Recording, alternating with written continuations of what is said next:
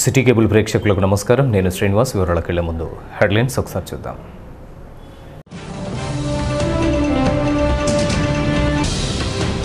శాంతి భద్రతల పరిరక్షణలో ఆధునిక ప్రమాణాలతో కూడిన పోలీసు వ్యవస్థను తెలంగాణ ప్రభుత్వం వినూత్న ర్యాపిడ్ క్యాప్ యాప్ను డిజైన్ చేసిందని డీఐజీ రవివర్మ వెల్లడి.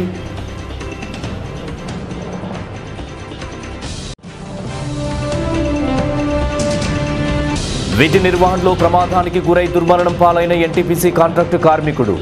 పరిహారం చెల్లింపు కోసం 2 రోజులుగా మృతదేహంతో ఆందోళన చేపట్టిన కాంట్రాక్టు కార్మిక సంఘాలు.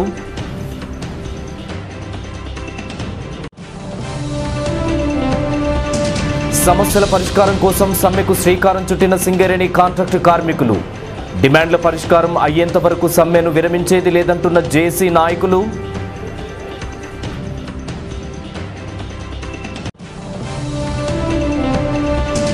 పార్టీ సభ్యత్వ నమోదు కార్యక్రమాన్ని ప్రారంభించిన టీఆర్ఎస్ నాయకులు. ప్రజలందరూ తెరాసకు అండగా నిలవాలంటున్న రామగుండం కార్పొరేషన్ ఏరియా అధ్యక్షులు దీటి బాలరాజు.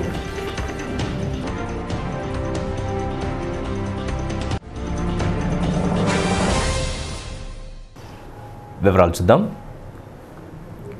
శాంతి భద్రతల పరిరక్షణలో ఆధునిక ప్రమాణాలతో కూడిన పోలీసు వ్యవస్థను రూపొందించాలన్న సంకల్పంతో తెలంగాణ ప్రభుత్వం వినూత్న ర్యాపిడ్ క్యాప్ యాప్ను డిజైన్ చేయడం జరిగిందని డీఐజీ రవివర్మ, సిపి విక్రమ్జిత్ దుగ్గల్ తెలిపారు.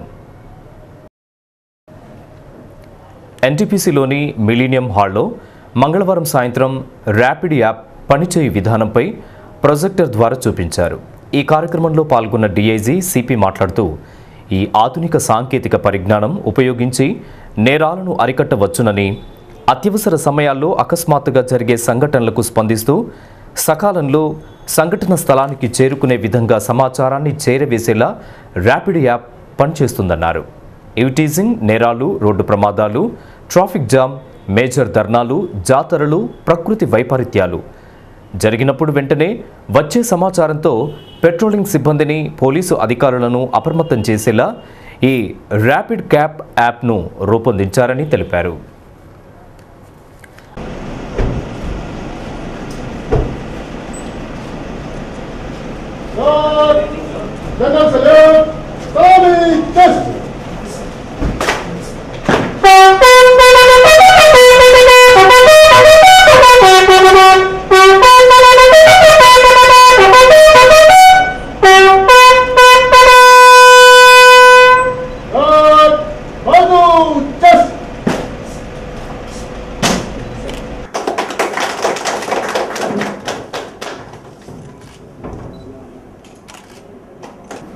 I also congratulate Shobhan Garu for developing this app, Rapid Cop app for Ramagundam Commissionerate.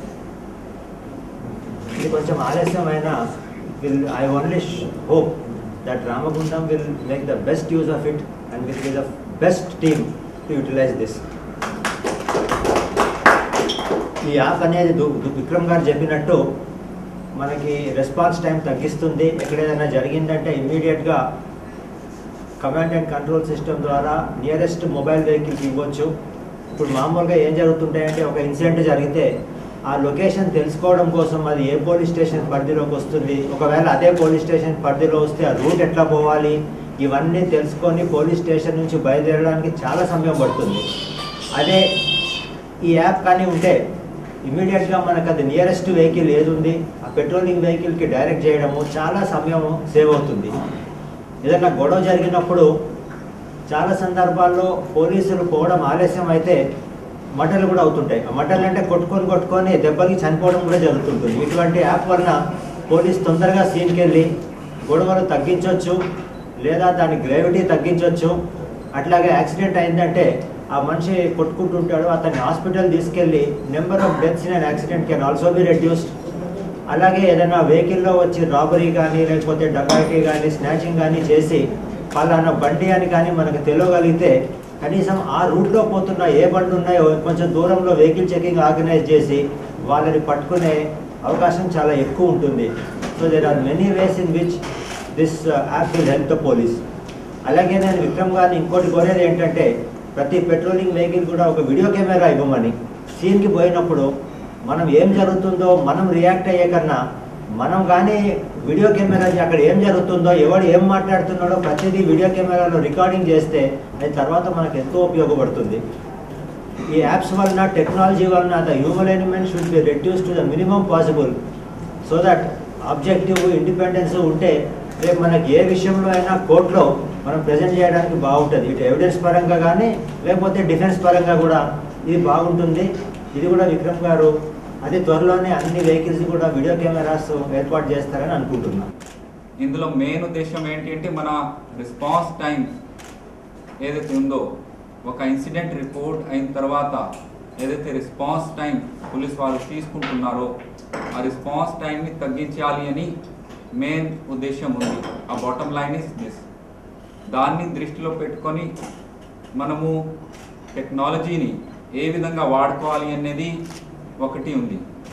ఇందులో మనము చూస్తున్నాము ఏ విధంగా ప్రతి పెట్రోలింగ్ వెహికల్ బ్లూ కోల్స్ కానివ్వండి, ఎస్హెచ్ఓ వెహికల్స్ కానివ్వండి, ఇతర ట్రాఫిక్ అదేవిధంగా రక్షక్ వెహికల్స్ కానివ్వండి, అన్నిటికీ కూడా ఒకటి మానిటరింగ్ త్రూ జీపీఎస్ శాటిలైట్ ద్వారా మనము ట్రాక్ చేస్తున్నట్టు క్లియర్గా కనిపిస్తూ ఉంది. ఇప్పుడు అన్ని వెహికల్స్ ఎక్కడెక్కడ ఉన్నాయి మన కమిషనరేట్లో అది కూడా కనిపిస్తూ ఉంది. మన కమిషనరేట్లో ఉన్నాయా, వాళ్ళ పరిధిలో ఉన్నాయా, పోలీస్ స్టేషన్ పరిధిలో ఉన్నాయా, లేకపోతే పోలీస్ స్టేషన్ పరిధి నుంచి దాటిపోయాయా, ఎంత స్పీడ్ లో ఆ వెహికల్స్ క్లియర్గా ఈ స్క్రీన్ పైన కనిపిస్తూ ఉంది. ఏ లొకేషన్ ఉంది అనేది కూడా మనకు తెలుస్తూ ఉంది. పోలీస్ వారు మేము ఎక్కడ ఉన్నామని చెప్పి వేరే చోట్ల ఉంటే కూడా అది చెప్పడానికి వీలు ఉండదు. సో అకౌంటబిలిటీ చాలా పెరిగిపోతుంది, అదేవిధంగా ట్రాన్స్పరెన్సీ కూడా పెరిగిపోతుంది. ఇంకా ఈ కార్యక్రమంలో DCP Vijayender Reddy, John Wesley, ACP Apurva Rao, Sindhu Sharan, OSD Ravinder Reddy, Kavitha తదితరులు పాల్గొన్నారు. ఎన్టీపీసీలో కాంట్రాక్టు కార్మికునిగా పనిచేస్తున్న సంపత్రావు మంగళవారం విధి నిర్వహణలో ప్రమాదానికి గురై దుర్మరణం పాలయ్యాడు. ఉన్నత చికిత్స కోసం హైదరాబాద్కు తరలిస్తున్న క్రమంలో సంపత్రావు తుది శ్వాస విడవగా పరిహారం చెల్లింపులో యాజమాన్యం మొండికేసింది. దీంతో కార్మిక సంఘాల నాయకులు బాధిత కుటుంబంతో కలిసి లేబర్ గేట్ వద్ద మృతదేహంతో ఆందోళన కార్యక్రమాన్ని నిర్వహించారు. వివరాల్లోకి వెళ్తే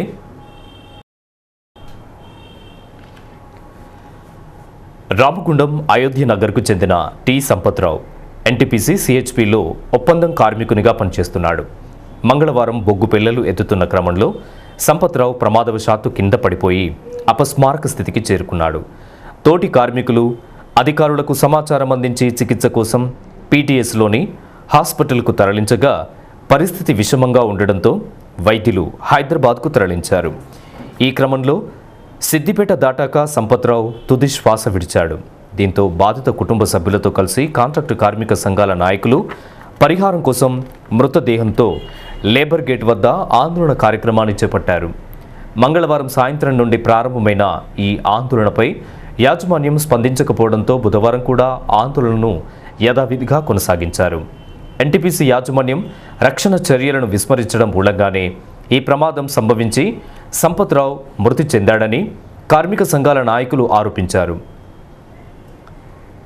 మృతుని కుటుంబానికి 20 లక్షల రూపాయల నష్టపరిహారం చెల్లించి కుటుంబంలో ఒకరికి ఉద్యోగ అవకాశం కల్పించాలని, సంస్థలు రక్షణ చర్యలను మెరుగుపరచాలని డిమాండ్ చేశారు. నిన్న ఉదయము క్రషర్ హౌస్ దగ్గర సుమారు 9:30 గంటలకు ప్రమాదవశాత్తు పడిపోవడం జరిగింది. అప్పుడే అంబులెన్స్లో వేసుకొని దవాఖానకు తీసుకువెళ్ళడం జరిగింది. కానీ సీరియస్గా ఉండడం వలన హైదరాబాద్కు షిఫ్ట్ చేయడం, దారిలో మరణించడము, మరి అక్కడి నుంచి వారి శవాన్ని తీసుకొచ్చేసి సాయంత్రం 6 గంటలకు గేట్ నెంబర్ 2 దగ్గర పెట్టడం జరిగింది.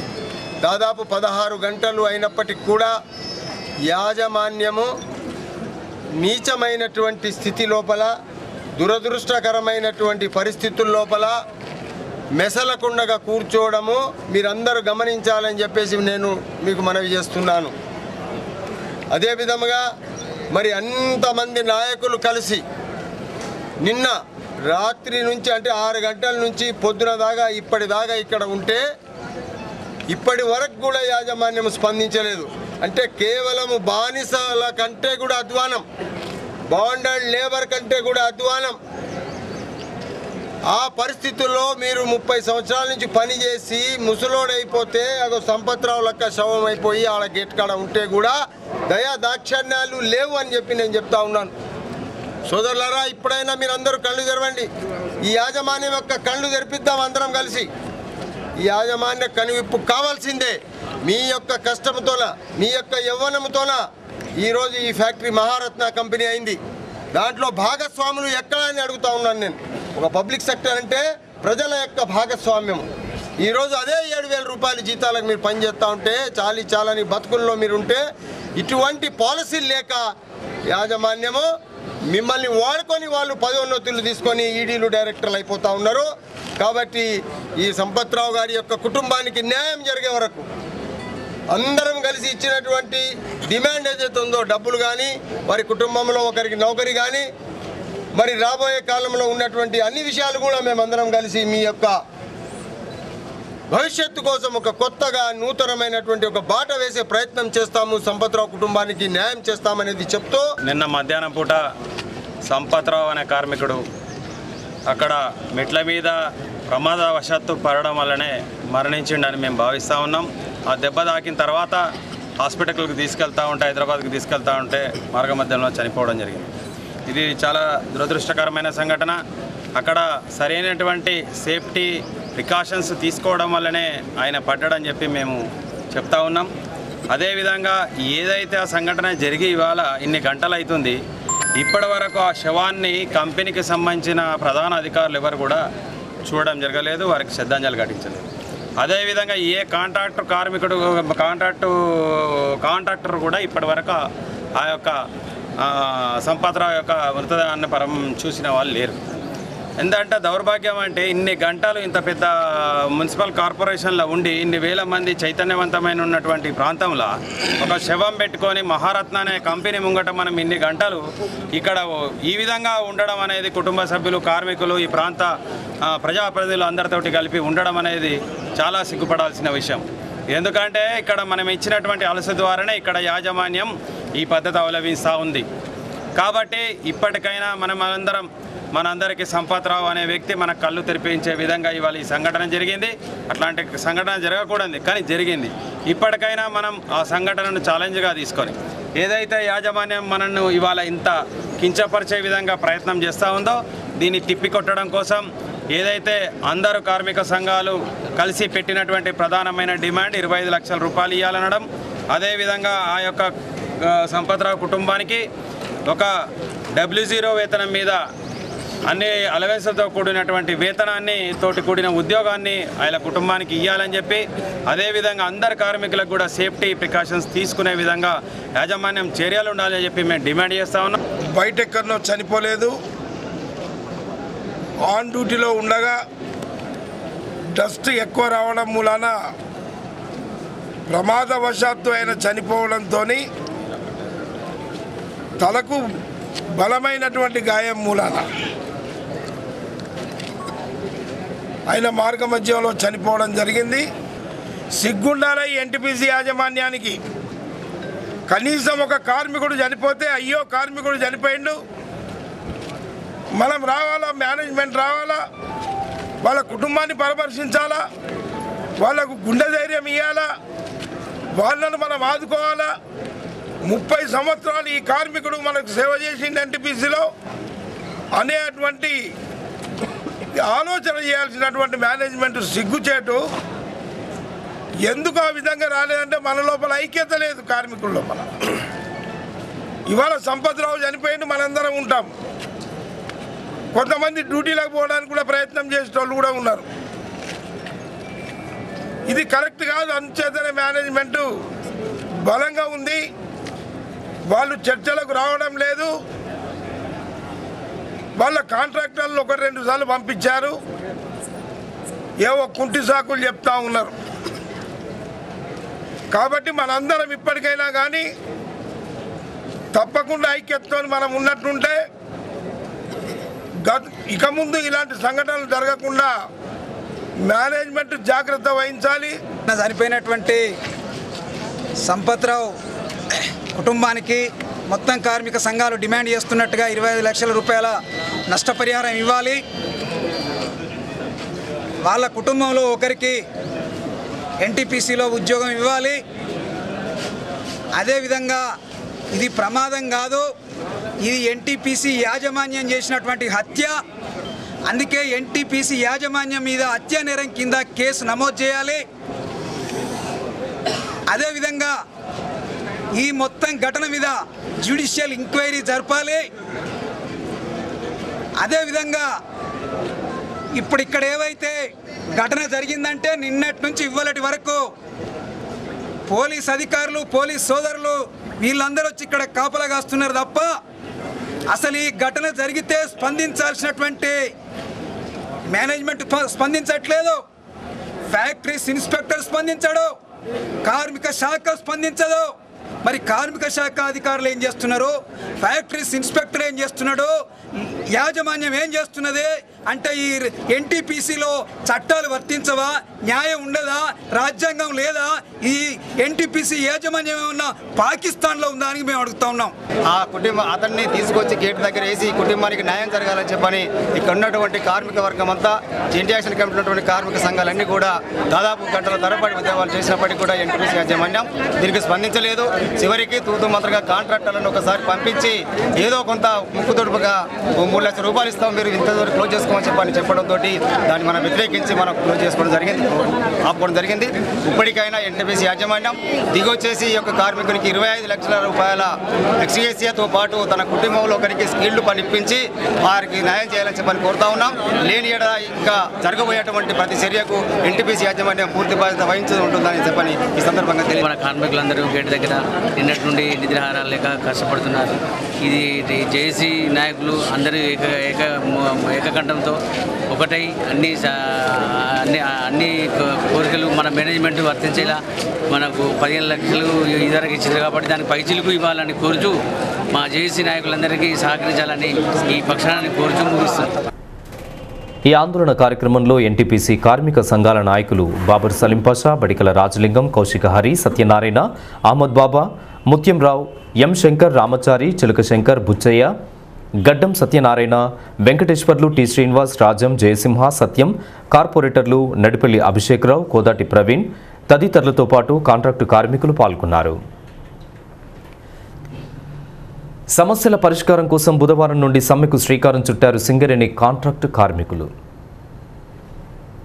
ఈ మేరకు బుధవారం ఉదయం RG1 GM కార్యాలయం ముందు కాంట్రాక్టు కార్మికుల జేఏసీ ఆధ్వర్యంలో కార్మికులు ధర్నా చేపట్టి యాజమాన్యం వైఖరికి వ్యతిరేకంగా నినదించారు.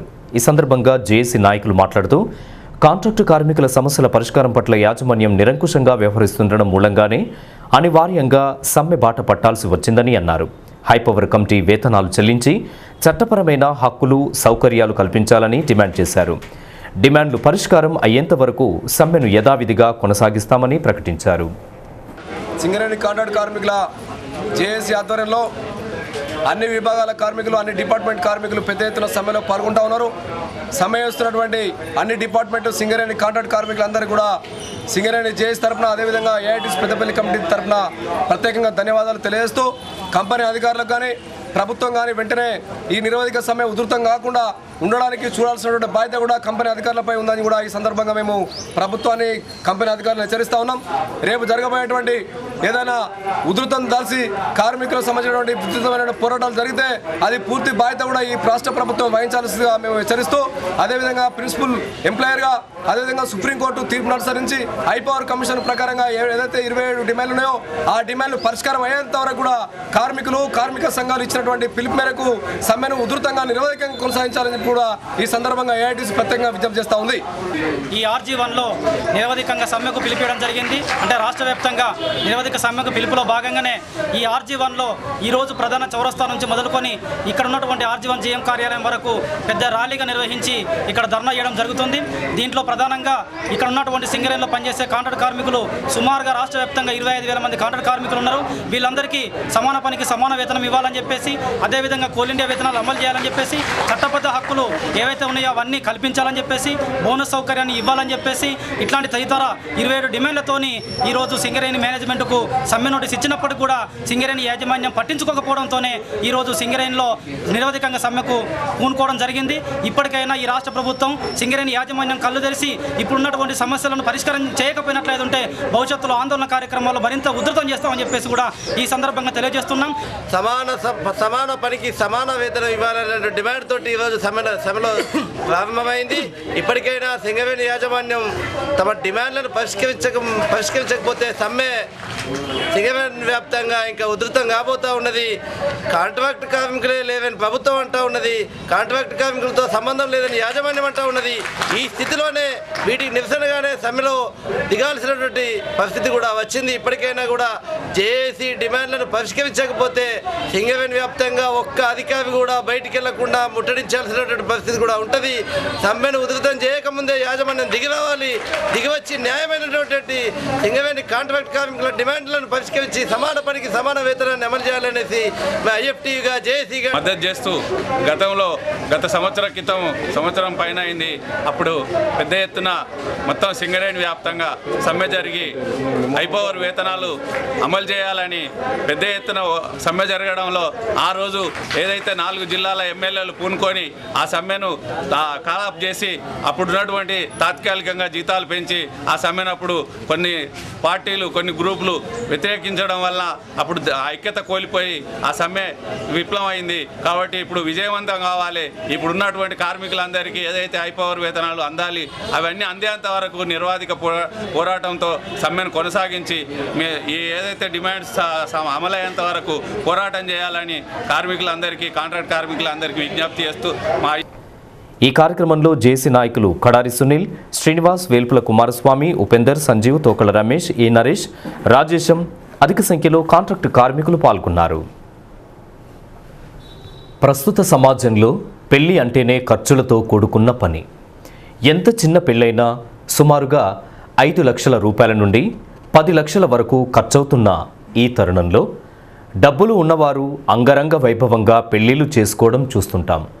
కానీ ఎవ్వరూ లేని అనాథ ఆడపిల్లల పెళ్లిళ్లను అంతే అంగరంగ వైభవంగా చేస్తున్న ఆసరా ఫౌండేషన్ నిర్వాహకుల గొప్ప కార్యక్రమానికి హ్యాట్స్ ఆఫ్ చెప్పకుండా ఉండగలమా? మీరే చూడండి.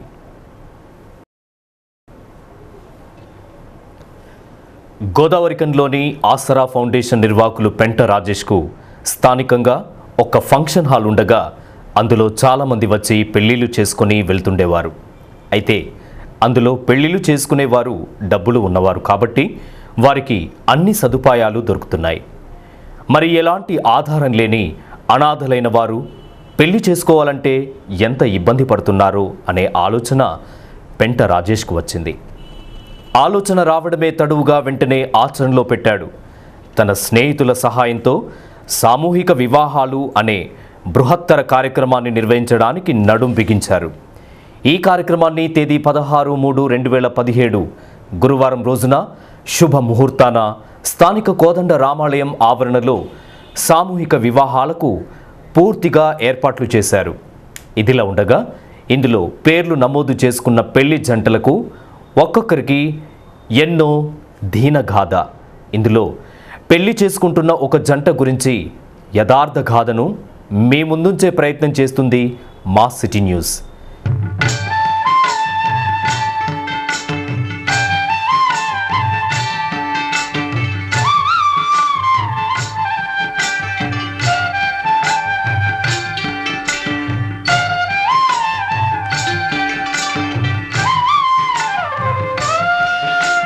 జగిత్యాలకు చెందిన శ్రీనివాస్, ఉమా దంపతులకు సమత, హరిత అనే 2 సంతానం ఉన్నారు. వీరికి ఎలాంటి ఆస్తిపాస్తులు లేవు. రోజు కూలీగా పనిచేసే శ్రీనివాస్ 2000 సంవత్సరంలో అనారోగ్యానికి గురై మరణించగా అతని భార్య అయిన ఉమా 2 పిల్లలు అనాథలైనారు. కానీ ఉమా మొక్కవోని ధైర్యంతో కూలీ నాళీ చేసి 2 ఆడపిల్లలను చదివిస్తున్న తరుణంలో 2008వ సంవత్సరంలో ఉమా కన్నుమూశారు. తల్లిచాటు పిల్లలుగా జీవిస్తున్న సమత, హరిత పూర్తిగా అనాథలయ్యారు. ఈ తరుణంలో వారు పెద్దపల్లిలోని అమ్మమ్మ వద్ద ఉంటూ చదువు కొనసాగించారు. అంతా సాఫీగా సాగుతున్న వీరి జీవితంలో మరో పిడుగు పడింది. వారిని కంటికి రెప్పలా చూసుకుంటున్నటువంటి వాళ్ళ అమ్మమ్మ సైతం అనారోగ్యానికి గురై 2010వ సంవత్సరంలో పరమపదించారు. అప్పటి నుండి వారి ఆలన పాలన చూసేవారు కరువై దిక్కుతోచని స్థితిలో పడిపోయారు. ఒకరిద్దరు చుట్టాలు చేరదీసినా కానీ ఈసడింపులు అవమానాలు ఎదుర్కొన్నారు. కాగా పెద్దమ్మాయిని ఒక మేస్త్రి పనిచేసే అతను పెళ్లి చేసుకున్నాడు. వీరిని పూర్తిగా వెలివేశారు. ఈ తరుణంలో రెండో అమ్మాయి హరిత పెళ్లి ప్రశ్నార్థకమైంది. ఈ తరుణంలో జగిత్యాల సిటీ కేబుల్లో ఆసరా ఫౌండేషన్ వారు ఇస్తున్నటువంటి సామూహిక వివాహాల ప్రకటన చూసిన హరిత సరితలు పెంట రాజేష్ను ఆశ్రయించారు. సార్, మాకు ఎవ్వరూ లేరు, మేము అనాథలమని వారి దీనగాథను చెప్పుకోగా సామూహిక వివాహాలు నిర్వహిస్తున్న పెంట రాజేష్ చెల్లించిపోయారు.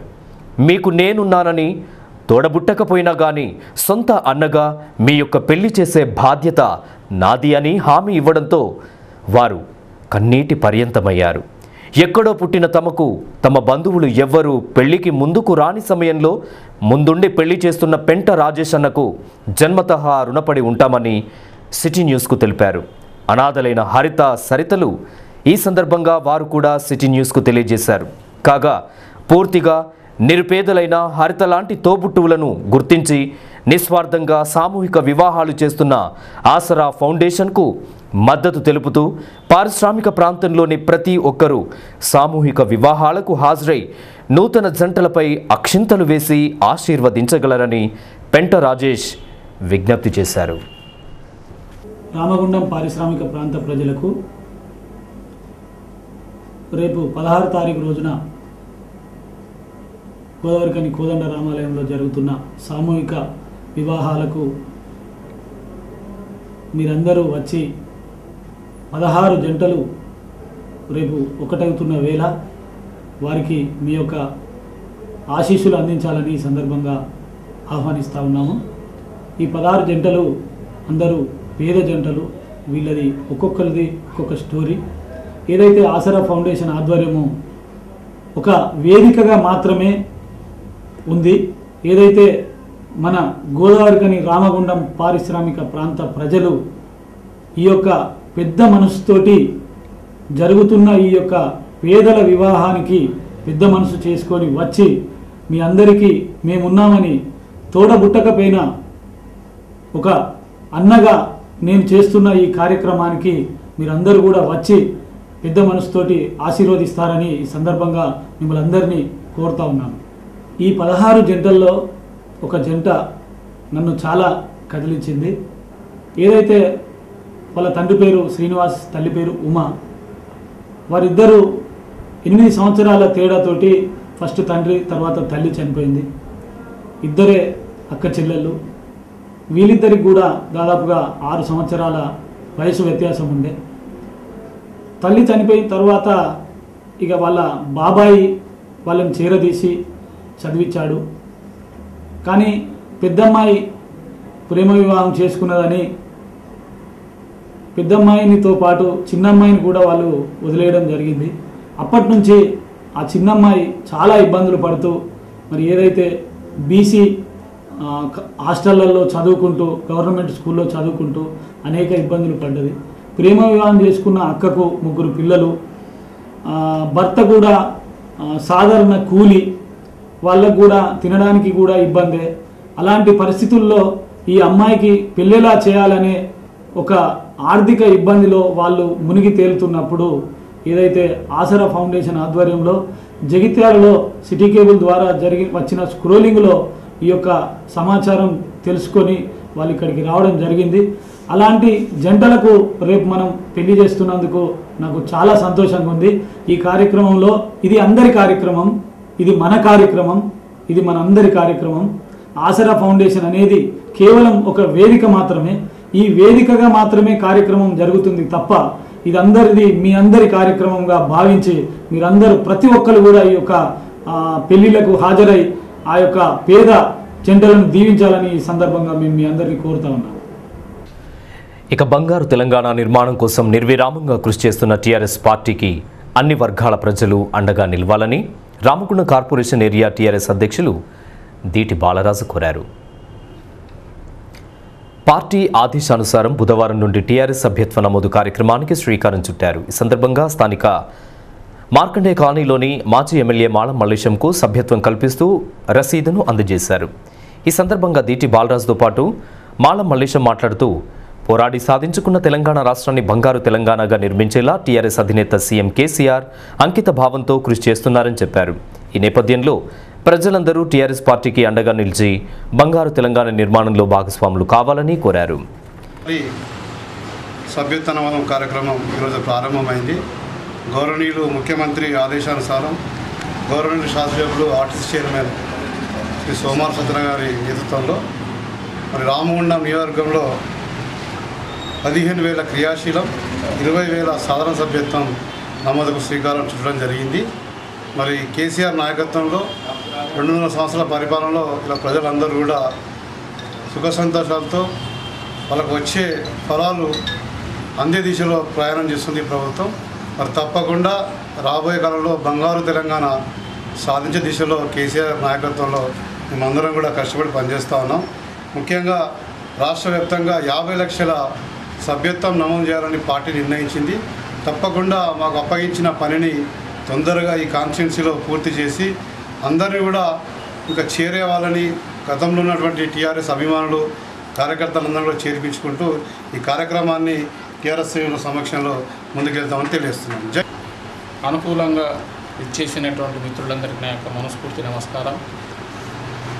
దాదాపు మనం చూస్తున్నటువంటి తెలంగాణ ఉద్యమంలో అనేక మహానుభావులు మృతి చెందినటువంటి విషయం మనం అందరం గమనించవలసినటువంటి విషయం. దాంట్లో చాలామంది చనిపోవడమే కాక బ్రతుకున్న వాళ్ళు కూడా చాలామంది ఉన్నారు. ఈ ఉత్సవంలో అందరికీ న్యాయం చేయాలని, అందరికీ న్యాయం జరగాలనే ఉద్దేశంగా చేసినటువంటి కార్యక్రమంలో భాగంగా కేసీఆర్ ముందుకొచ్చి వారి యొక్క కర్తవ్యాన్ని నిర్వర్తించడం జరిగింది. దానికి అనుకూలంగానే మేమందరం కూడా పనిచేస్తూ ఉన్నాం. దాంట్లో ముఖ్యంగా ఇక్కడ ఉన్నటువంటి పరిస్థితుల్లో మాత్రం మొదలుకుంటే ఈరోజు ఉన్నటువంటి కేసీఆర్ యొక్క ఆలోచన విధానంలో అందరం అనుకూలంగానే మరి పనిచేశాం. మీరందరూ కూడా మనమందరం కూడా ఇంకా ఎక్కువ మందిని జమ చేసి ఈ యొక్క పార్టీని అభివృద్ధి చేయాలని కోరుతూ ఈ కార్యక్రమంలో టీఆర్ఎస్ నాయకులు చెరుకు బుచ్చిరెడ్డి, గడ్డి కనకయ్య, ఉల్లంగుల రమేష్, దాసరి సాంబమూర్తి, రవి తదితరులు పాల్గొన్నారు.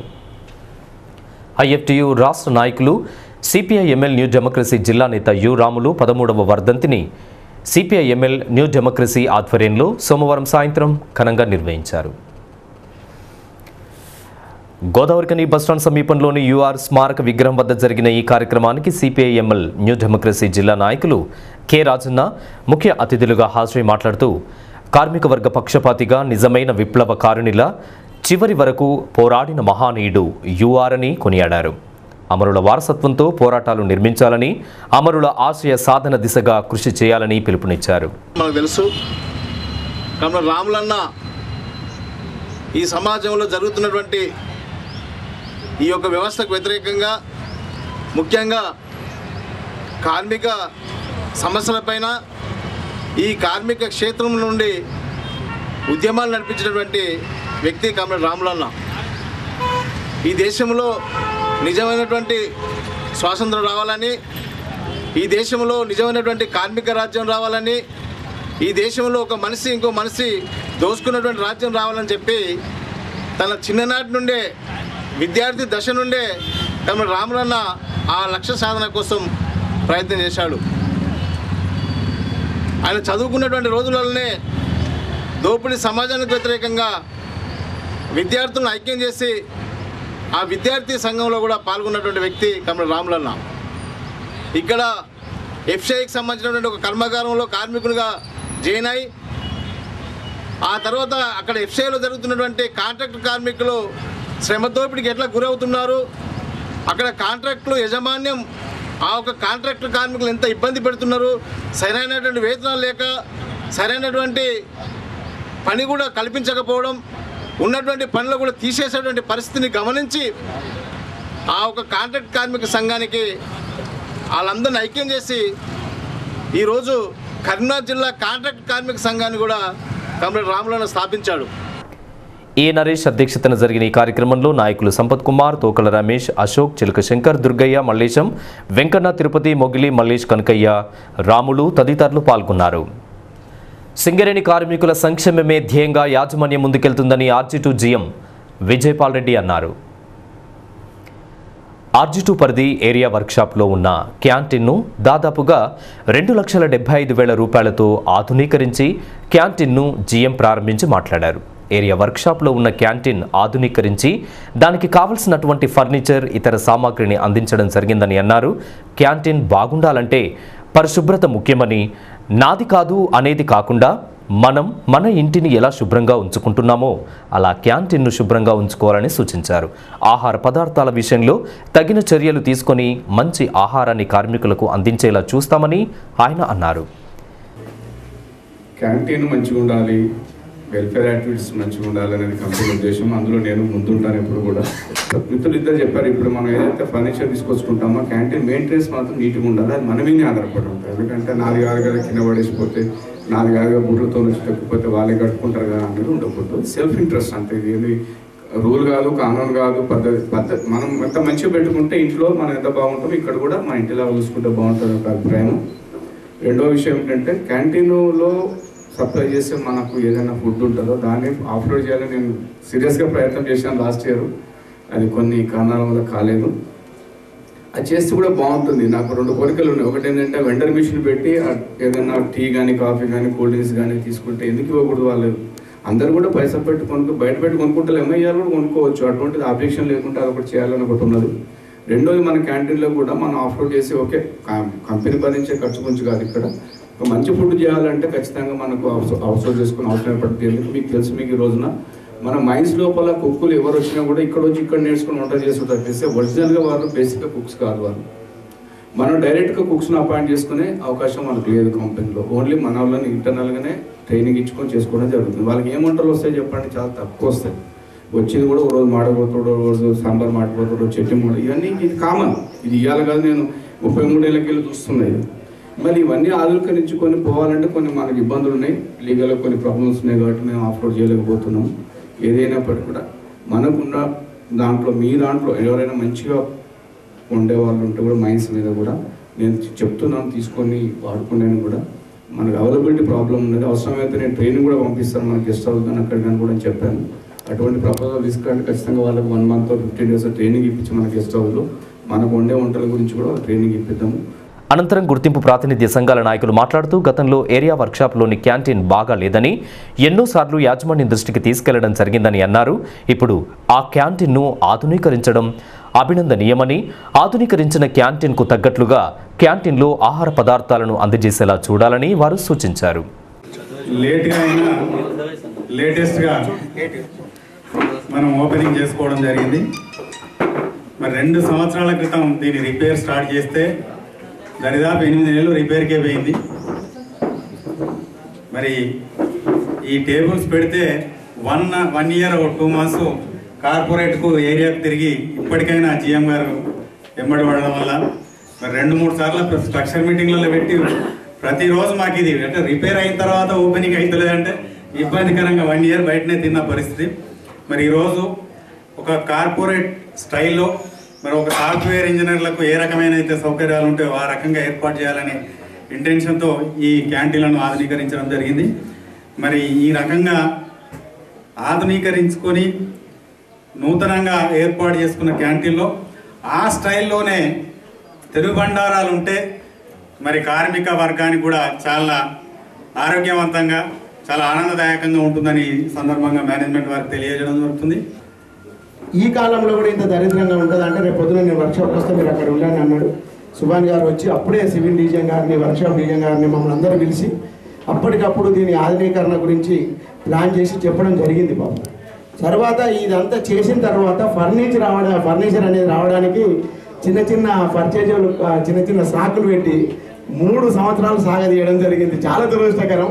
ఇక దాన్ని మన విజయపాల్ రెడ్డి గారు వచ్చినాక సార్ ఇది ఎట్లా చేసి కావాలంటే వారు కార్పొరేటర్తో మాట్లాడు ఇదంతా అయిన తర్వాత మొన్న సూర్యకుమార్ సార్ వచ్చినాక కూడా ఇంకా మందరం వెంబడి పడితే ఏదేమన్నా ఎట్టకేలకి ఇవాళ మనకి ఫర్నిచర్ రావడం జరిగింది. చాలా సంతోషం. మీ అందరు తెలుసు ఇటు యాజమాన్యం కానీ అటు మా కార్మిక సంఘాలుగా మేము కూడా ఏదైనా కార్మికుల శ్రేయస్సు గురించే మనం పనిచేయడానికి ప్రయత్నం చేస్తున్నాం. అందులో భాగంగానే మనం టైం టు టైం ప్రమోషన్లు కానీ, అలాగే మనకు ఆర్ఓ ప్లాంట్ కూడా అప్పుడు మనం యూనియన్ పరంగా 2 యూనియన్లు కూడా కార్పొరేట్లో అన్ని వాటర్ ప్లాంట్లు పెట్టినప్పుడు దీన్ని కూడా పెడితే రాలే. ఏంటిదంటే ఈ కార్యక్రమంలో ఎస్ఓటు GM Ravinder, DGM Suryakumar, civil DGM Ramakrishna, Malleswara Rao, Rama Reddy, నాయకులు ఐలు శ్రీనివాస్, నాచుగుని దశరథం గౌడ్, ఎర్రన్న తదితరులు పాల్గొన్నారు. ఆర్థిక ఇబ్బందులు పడుతున్న పేద మహిళలకు రామగుండం జెడ్పీటీసీ కందుల సంధ్యారాణి నిత్యావసర సరుకులను అందజేశారు. ఎటింక్లైన్ కాలనీకి చెందిన ఊట్ల లక్ష్మి, పి లక్ష్మి, రిజియా కుటుంబాలకు బియ్యంతో పాటుగా నిత్యావసర సరుకులను అందజేశారు. అనంతరం జెడ్పీటీసీ సంధ్యారాణి మాట్లాడుతూ పేద మహిళా కుటుంబాలకు ఎల్లప్పుడూ తాము అండగా ఉంటామని అన్నారు. అసెంబ్లీ బడ్జెట్లో శిశు సంక్షేమ శాఖ 1700 కోట్ల నిధులను కేటాయించడంపై చాలా సంతోషంగా ఉన్నామని అన్నారు. పేద కుటుంబాలను ఆదుకోవడానికి, వారికి అండగా ఉండడానికి అవసరమైన తమ చేతోడు వాదోడును అందజేస్తానని పేర్కొన్నారు. ఎయిటింక్లైన్ కాలనీ లోపల ఉట్ల లక్ష్మి, దండవేన లక్ష్మి, రజియా ఈ 3 కుటుంబాల పరిస్థితి చాలా దారుణంగా ఉన్నది. ఆర్థికంగా మరి కుటుంబంలో ఉన్నటువంటి కుటుంబ సభ్యులు అనారోగ్యంతో మరి ఒక కుటుంబంలోనూ తండ్రి చనిపోయి కొడుకు పరిస్థితి ఇబ్బందికరమైనటువంటి పరిస్థితులలో ఉంటే, మరొక కుటుంబంలో భార్యాభర్తలు ఇద్దరు అనారోగ్యానికి గురై 2 ఆడపిల్లల్ని కూడా చదివించేటువంటి స్తోమత లేక, మరొకరు రజియా మరి కుటుంబ పోషణ అంతా తనే నెత్తిన వేసుకొని ఆర్థికమైనటువంటి ఇబ్బందులకు గురవుతున్నటువంటి సందర్భంలో మరి ఇక్కడ స్థానికంగా వీళ్ళ పరిస్థితి తమ్ముడు సాగర్, మరి ఇక్కడ మిత్రులంతా ముఖ్యంగా మా మహిళా సోదరిమణులు ఆ పరిస్థితులను తెలియజెప్పడం జరిగింది. మరి ఆర్థికంగా ఆదుకోవాలనేటువంటి ఒక సదుద్దేశంతో, మానవతా దృక్పథంతో మరి ఇక్కడికి వచ్చి వాళ్ళ కుటుంబ పోషణ కోసం నిత్యావసర వస్తువులు బియ్యం వారికి అందజేయడం జరిగింది. తప్పకుండా వారి కుటుంబాలకి అండగా వండుకుంటూ తప్పకుండా రాబోయేటువంటి రోజులలో మరిన్ని సహాయ సహకారాలు అందజేస్తామని చెప్పి తెలియజేసుకుంటాం. ఈ కార్యక్రమంలో కండెసాగర్, మనోహర్, సారయ్య నాయక్, ఇజాజ్ హైదర్, సురేష్, గఫూర్ తదితరులు పాల్గొన్నారు. అనుకున్న పనిని సాధించడానికి కృషి పట్టుదలతో ముందుకు వెళ్ళినప్పుడే ఏదైనా సాధించవచ్చునని RG2 GM విజయపాల్ రెడ్డి అన్నారు. ఎటింక్లైన్ కాలనీలోని సింగరేణి సెక్టార్ 3 పాఠశాలలో జరిగిన పాఠశాల యాన్యువల్ డేకు వారు ముఖ్య అతిథులుగా హాజరై మాట్లాడారు. సింగరేణి ఏరియాలో ఉన్న పాఠశాలల్లో 8వ కాలనీ సెక్టార్ 3 పాఠశాల ఉత్తమ స్కూల్గా నిలవడం అభినందించదగ్గ విషయమని అన్నారు. విద్యార్థులు, ఉపాధ్యాయులు బోధించే పాఠాలను శ్రద్ధగా వింటూ వాటిపై అవగాహన తెచ్చుకున్నప్పుడే అవి అర్థం అవుతాయన్నారు. పరీక్షల సమయంలో పాలన ముఖ్యమైందని, ఒక అరగంట ముందు వెళితే ఎటువంటి ఆందోళన లేకుండా పరీక్షలు రాసే అవకాశం ఉంటుందని అన్నారు. గత ఏడాది 98% రిజల్ట్ వచ్చిందని, ఈ ఏడాది దాన్ని 100%గా ఉండేలా విద్యార్థులు కష్టపడాలని సూచించారు. సింగరేణి కార్మికులు, వారి కుటుంబాల కోసం యాజమాన్యం ఎన్నో వస్తువులు కల్పించడం జరుగుతుందని, దీనిలో భాగంగా విద్య ఒకటని, విద్యార్థులు వారి తల్లిదండ్రుల ఆశయాలకు అనుగుణంగా విద్యను అభ్యసించాలని కోరారు. ఈ కార్యక్రమంలో ఎస్ఓటు GM రవీందర్, NV రావు, ఉపాధ్యాయులు, విద్యార్థులు పాల్గొన్నారు. ఈ వార్తలు ఇంతటితో సమాప్తం. తిరిగి మరిన్ని విశేషాలతో మళ్ళీ కలుసుకుందాం. అంతవరకు సెలవు. నమస్కారం.